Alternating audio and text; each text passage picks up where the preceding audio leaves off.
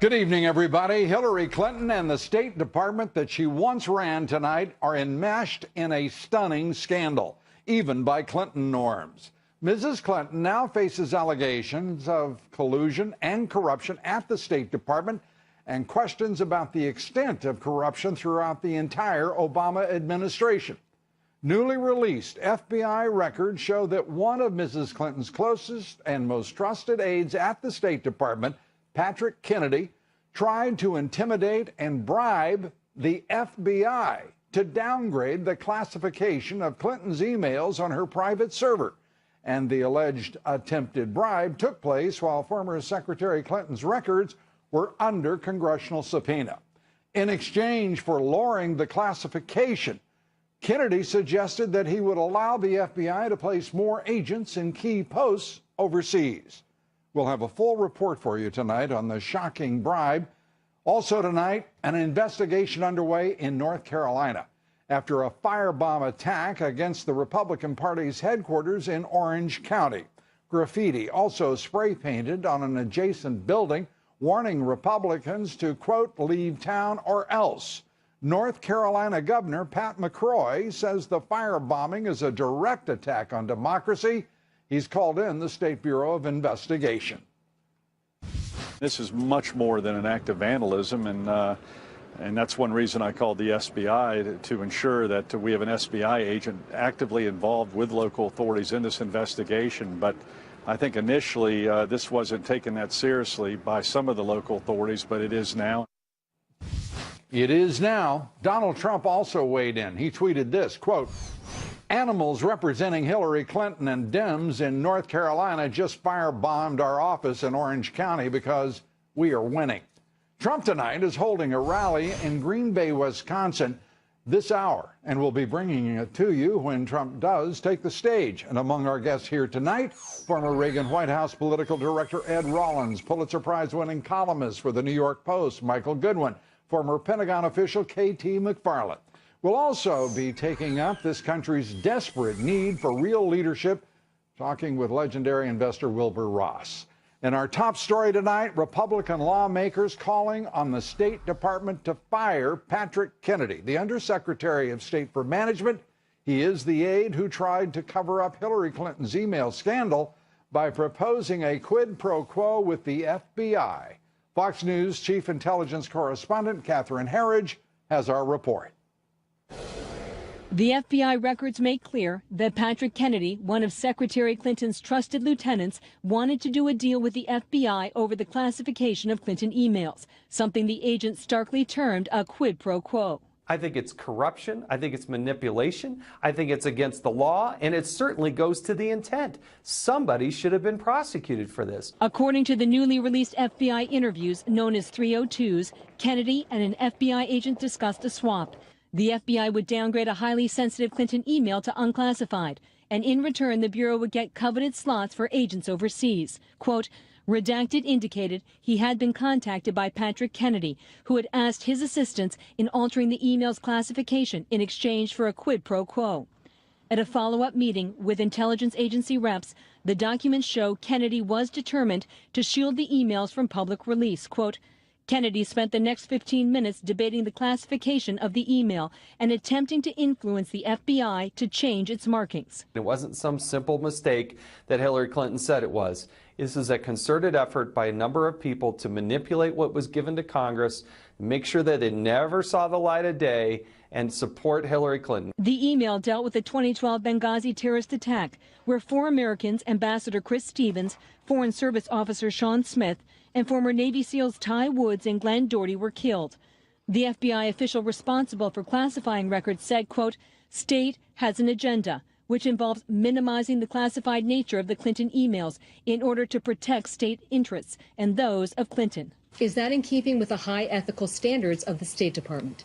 We, Pat Kennedy, all of us at the State Department are going to make their case as best they can. That's called interagency exchange and the kind of discussions that we carry out all the time. So you're saying the FBI agent either got it wrong or is lying in this 302? As I understand this, Catherine, this was any idea or any really assertion that this was somehow tit for tat or a quid pro quo exchange of in that manner really, frankly, is insulting. While the email's classification was never changed, legal experts say even the discussion of a backroom deal violates federal law. Lou? Catherine, thank you very much. Catherine Herridge reporting. The Clinton documents are on the FBI website. We believe this is a critically important story. It is important that you understand the story, and to help you in that, and I tell you, it certainly helped us, go to the FBI's own website. The documents at vault.fbi.gov. We want to suggest you read these pages for yourself. They're heavily redacted, we'll tell you that, and it does take some effort, and I will urge you to do so because, as I say, I think this is a critically important story. Pages 25 to 29. I will tell you at the same time that we don't know who at the FBI put these pages up on their website. We don't know whether it was the FBI director's orders. We don't know if it was against his orders or without the permission of appropriate authority, or if it was someone at the FBI learning an important lesson from WikiLeaks and simply publishing the truth. Either way, we would be pleased, and I know you would be as well. WikiLeaks today released more emails exposing Clinton's scandal-plagued campaign. It is the 10th tranche of these documents to be released to the public, some 15,000 emails so far. And there is more evidence pointing to blatant examples of national media collusion and the pay-to-play scandals that engulf the Clinton campaign, the Clinton cartel throughout. This email just released, The Hill columnist Brent Badowski writing to campaign chairman John Podesta in February of last year, saying, quote, Clinton Foundation should cut off foreign donations ASAP. It would be good for the Clintons to get in the habit of cutting off downside risks of any kind. Podesta responds, working on it.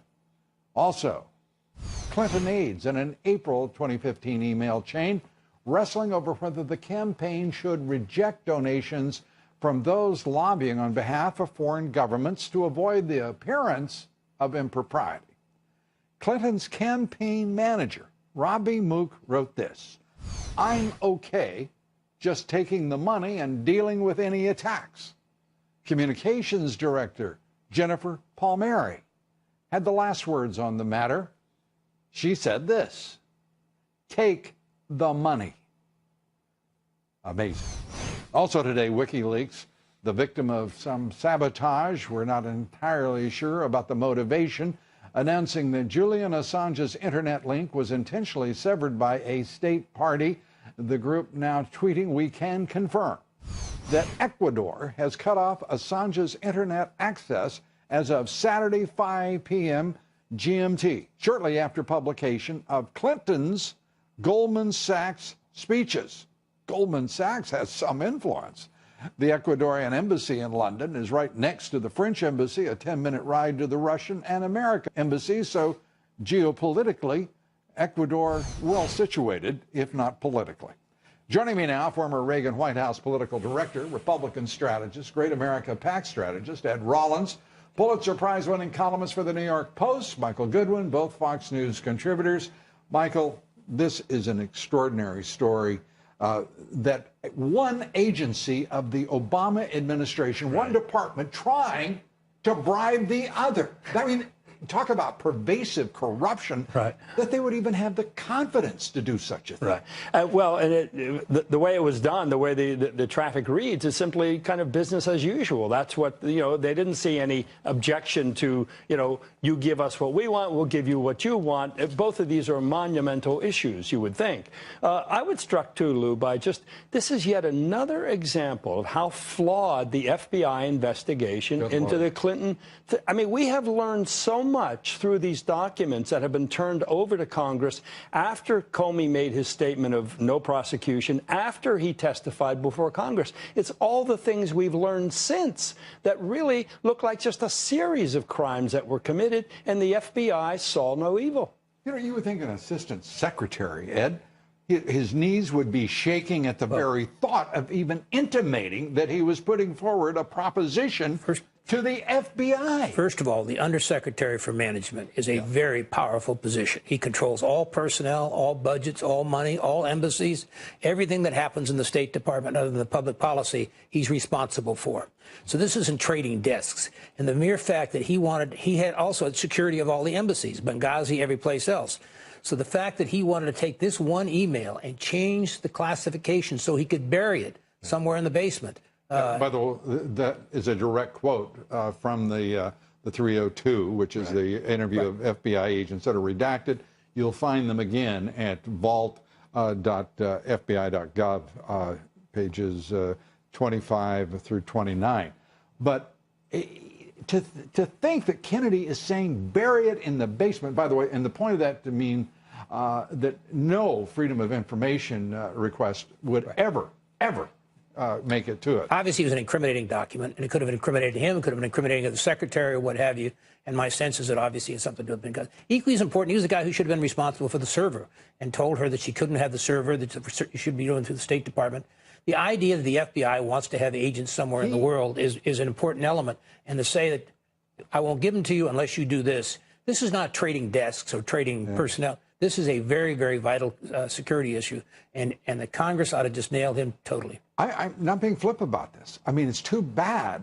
It's too bad that no one had something to bargain with when the ambassador and 3 other Americans' lives were lost in Benghazi, because they might have been, if they could have traded for security, they'd be alive today. Right. This is so deeply appalling. Well, and the issue, Lou, that this thing is buried in the basement. I mean, we don't even know what's in that email, but it was so important that they were doing everything they could to hide it. So it was never released. That was because it was classified. It was not released. So it must have been something. I think this is another aspect that Jason Chaffetz and Congress needs to find out. What was so important that it had to be hidden? You know, it's disgusting. I mean, it's just so disgusting on every level. And there's a blackout in the national liberal media against WikiLeaks. And in this instance, this has nothing to do with WikiLeaks national media. Right. This has everything to do with a moment of truth on the part of the FBI, and reach out to that web page right now, because so much awaits you there. And if you black this out, there will be a special place in hell reserved for everyone. It probably won't last long on the FBI website. It's extraordinary. There's so much to talk about. The firebombing in North Carolina. It's troubling. Well, you can't get lost on there's 3 weeks to go to this election, and you can't put it off. This is a smoking gun, and they have to go find this thing. Look, I think that this is something, obviously, that will not be resolved before Wednesday night, so it's going to have to be part of the debate. But again, we should remember... Every Democrat in Congress should want to know what happened with the FBI. Right. Why this information presumably was not pushed up to the director, why he did not take action, why someone didn't stop this kind of behavior in what has become, obviously, a totally corrupt administration. Right. Whether it's the Department of Justice, the FBI, the State Department, still being run apparently by the former Secretary Hillary Clinton. Gentlemen, thank you so much. Thank you. Appreciate it. Ed, Michael. We're coming right back. There is a lot more straight ahead. Stay with us. What a night of news it is. And Donald Trump is holding a rally in Green Bay, Wisconsin. His first event in the state since Paul Ryan denounced him. Trump slamming Ryan ahead of the rally. He tweeted this. Yes, I'm smiling because I'm always amused by these tweets. Paul Ryan, a man who doesn't know how to win. Parentheses, including failed run 4 years ago. We remember that one. Must start focusing on the budget, military, vets, etc. Quote, we have all got to come together and win this election. We can't have 4 more years of Obama or worse. And there is your nominee. Joining me now, billionaire investor Wilbur Ross, chairman, CEO of W.L. Ross & Company, one of the world's leading private equity firms, also economic advisor to the Trump campaign. Wilbur, great to have you with us. I have to say, that was fairly restrained for Donald, I think. It was. It was the new, kinder, gentler Donald. I mean, I call Ryan worse than that on the air almost every night. But you're not trying to get his vote. No, I'm sure not. As a matter of fact, anyway, we won't go into that tonight. We're looking at this corruption that is, I mean, it's patent, it's palpable, it is obvious. And where in the world is this Congress and this Senate? Why aren't they standing up behind Donald Trump and saying, this has got to stop now? You've got 3 weeks to get it straightened out. Well, I don't understand why they haven't brought any action against her. Mm-hmm. She violated a subpoena, apparently. Right. She said things to them that don't seem to me to ring true. Do you think Paul Ryan actually would have the guts to do that? I don't know. I would have hoped he hasn't. So. He hasn't to this point.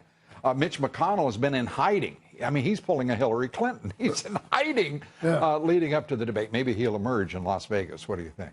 I doubt that he'll emerge in Las Vegas. Well, I do too.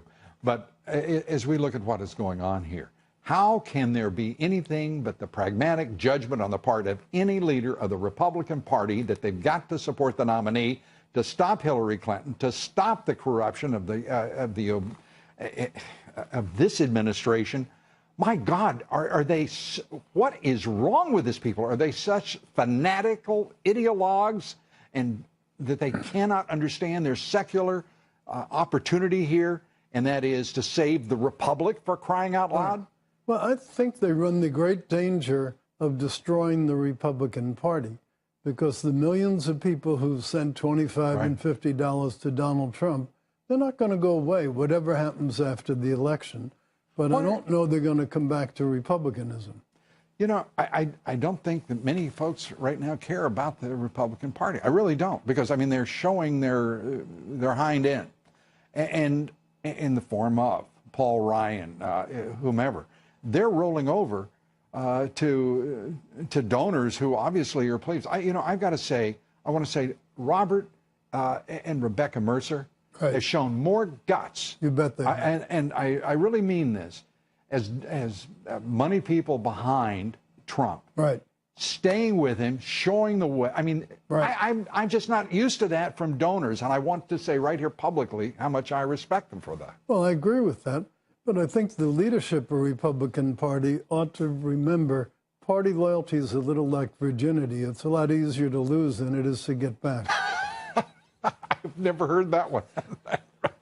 And I understood it right away. That's another. Well, I could repeat it if it's too complicated. Well, you know what? Repeat it again, because a lot of people, I think, would probably like to hear it again. Okay. Party loyalty is like virginity. It's a lot easier to lose it than to get it back again. Well, Paul Ryan had better try hard, and I hope some donors and I hope some people who have influence with him explain to him how the world works, because it's just insane what he's doing. Not only to the first district, but to the entire country. I mean, how could anyone make a judgment to continue to perpetuate this horrible situation? Well, what really scares me the most is a whole generation of people are growing up knowing you can't trust anything. You can't trust venerable American institutions. Right. That's not a healthy thing for the country. No, it's not. But at the same time, when you see this kind of ignorance on display by the leaders of the party that has an obligation to be the loyal opposition, right.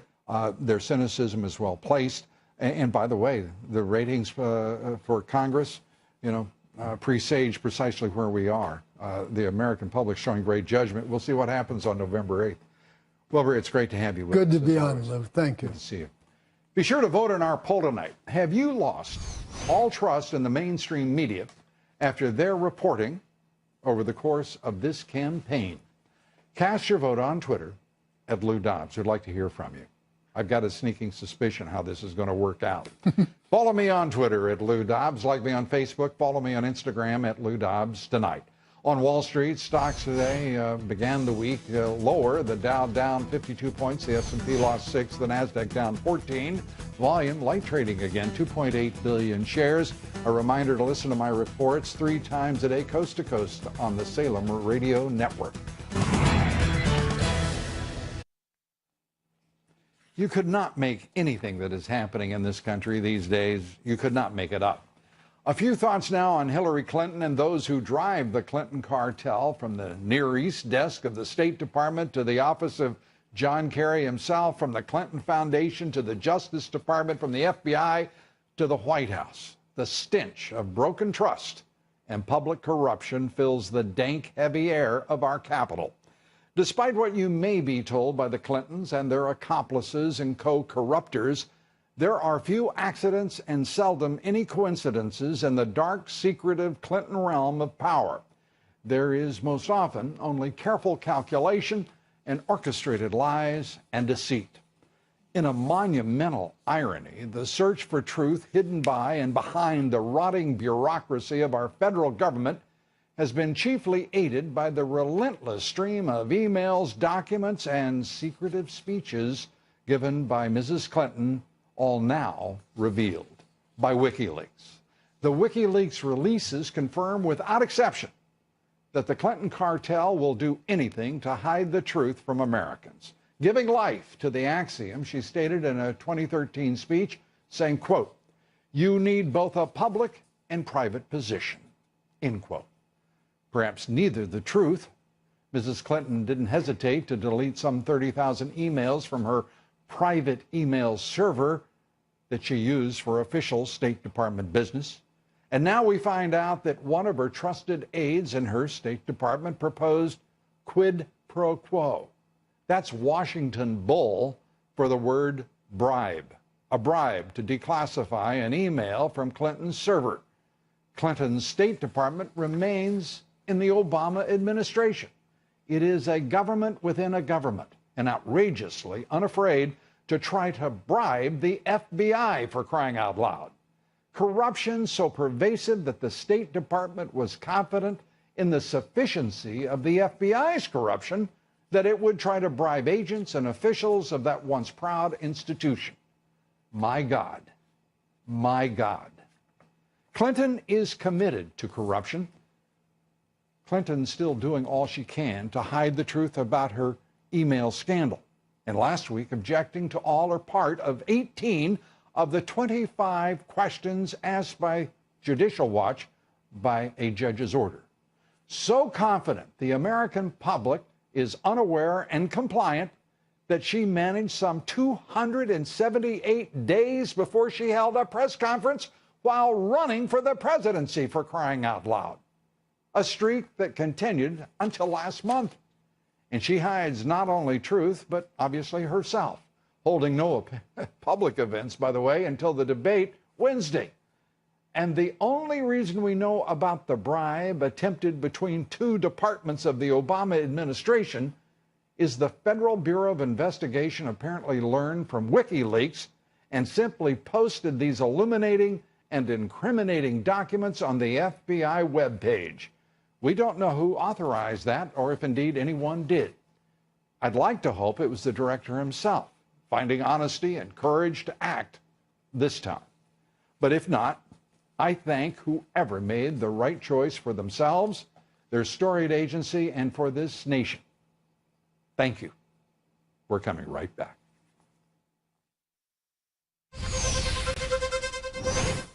Well, it's getting tough on journalists in this country. It's a lot worse in Russia. Vladimir Putin warning journalists in the Russian press corps that U.S. intelligence agencies are watching their every move. Putin telling journalists covering his visit to India, quote, "The United States listens to everything and looks at everything. All of you are objects of exploitation for the special services." Joining me now, former Pentagon official, Fox News national security analyst K.T. McFarland, also a member of Donald Trump's National Security Advisory Committee. Great to have you here. Thank you. Are we really that good, as Putin suggests, in India? Well, I sure hope we're listening, because that's the job of our intelligence community, and I know that they're listening to us. And that's the world we live in, and we should understand it, and we should accept it and act accordingly. Well, one thing we're not a part of, or hadn't been, is corruption, violation of the public trust in the measure that we're seeing now, and in the still Clinton State Department, it is pretty clear. In the Near East desk, the State Department itself, certainly within the influence, all of the State Department. actually having the guts to bribe the FBI, so sure they are of the seedy position in which the FBI now finds itself? Do you remember a couple of years ago when House of Cards came out and everyone said, oh, it's not nearly that bad. That's exaggerated of what's life is like in Washington. Well, now we realize that the public corruption between the Justice Department, the FBI, the State Department, the intelligence communities is so in your face that it makes the House of Cards look like just a Sunday afternoon picnic. You know, I saw a little in the national media today. You know, they were having alligator tears and some agita because, you know, Donald Trump was suggesting the elections are rigged, and how unfortunate that is for young people to hear that. These bloviating idiots are following by 1 week the report by Pew Research that there are 18 million questionable registrations in this country. What kind of moronic National Press Corps do we have that they ignore the empirical and the obvious? Well, that's because they're in on the game. It's the donor class, it's the media, it's the establishment, Republican and Democrat establishment, at the expense of the little guy. That's why we're seeing a national revolt, whether it's the Bernie people or whether it's the Trump people. People say, I'm not being represented, I don't have a voice anymore, and I'm mad. Word is that Putin didn't hack the DNC. Actually, I talked to the people responsible for the Republican National Committee security, cybersecurity. They said, well, you know, everybody's trying to hack everybody else. It's just the Republicans are better protected. That it's a lot of it is just the lapses of security. But you haven't said that they have anything more to protect. Well, it just shows. They built a giant wall, but what the heck's behind it? We're going to find out. Paul Ryan, Mitch McConnell, they're pipes and slippers, a couch for comfort and fainting. I mean, what are they? I mean, who do they protect behind that tremendous firewall? Well, but I think it speaks to the position that Russia now finds itself in, that they can push, and there's no pushback. Push. I got push. Yeah. All right? But I'm asking you. Yeah. Everybody, including the President of the United States, out talking Russia is hacking the DNC, well, and there's an outright denial of that. And further, it was. Well, we don't know. I mean, it's always been speculation. Yeah. But I love how it becomes, inured to any new development, and the speculation becomes hard truth. Well, we don't know, and that's the whole thing about cyber is you never know the return address for 100 days. Can I tell you, when I hear this, I think of it as akin to the damn long war perpetrated by David Petraeus, which is another rational. It's not just a title. It's a rationalization for generals who can't figure out how the hell to win. How to win? Yes, exactly. Okay? Yeah. And this thing about cybersecurity, it's all dark and mysterious, yeah, you can't figure it out. Well, apparently somebody can, the Chinese, the Russians, the Romanians, but we can't? Are you kidding me? We have the ability to tear down their cyber walls. That is our ultimate weapon against them. We're not using it. We could use it. That makes them really scrambled and really nervous. I can see fear on Putin's face every time he shows up on this broadcast. KT, thanks so much for being with us. KT McFarland. Tonight, as I said, holding a rally in Wisconsin, and according to the Real Clear Politics polling average, Clinton now has a 6-point lead in the battleground state. Trump is at the KI Convention Center in Green Bay and talking about the FBI documents. Let's listen in. Of 33,000 emails, the disappearance of 13 phones.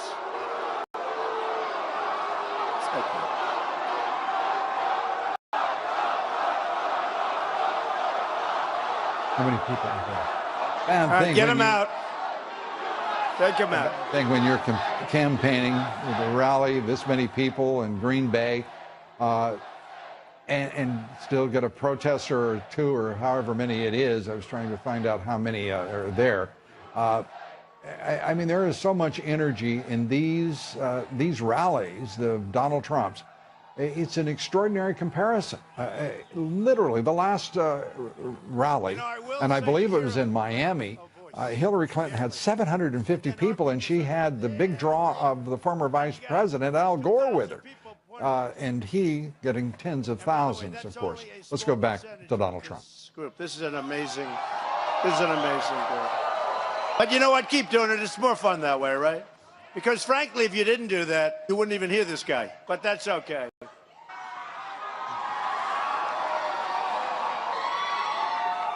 Thank you, honey.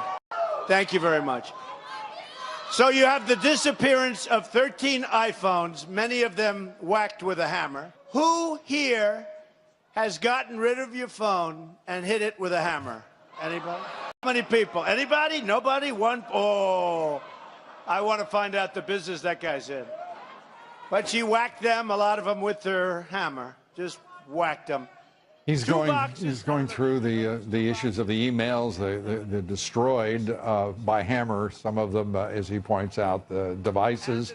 Turns out there were 13, not the one that Hillary Clinton said she had possessed.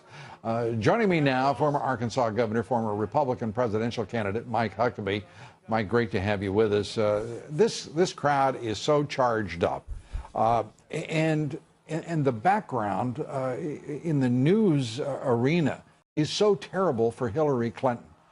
Do you believe we're going to, at some point, see the cumulative weight of all of these revealed corrupt practices and events come crashing down over her head?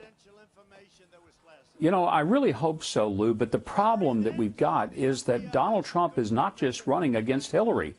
He's running against all of the media, and then he's running against what I call the bedwetting Republicans who are so afraid of their own shadow that they're afraid to stand with Trump.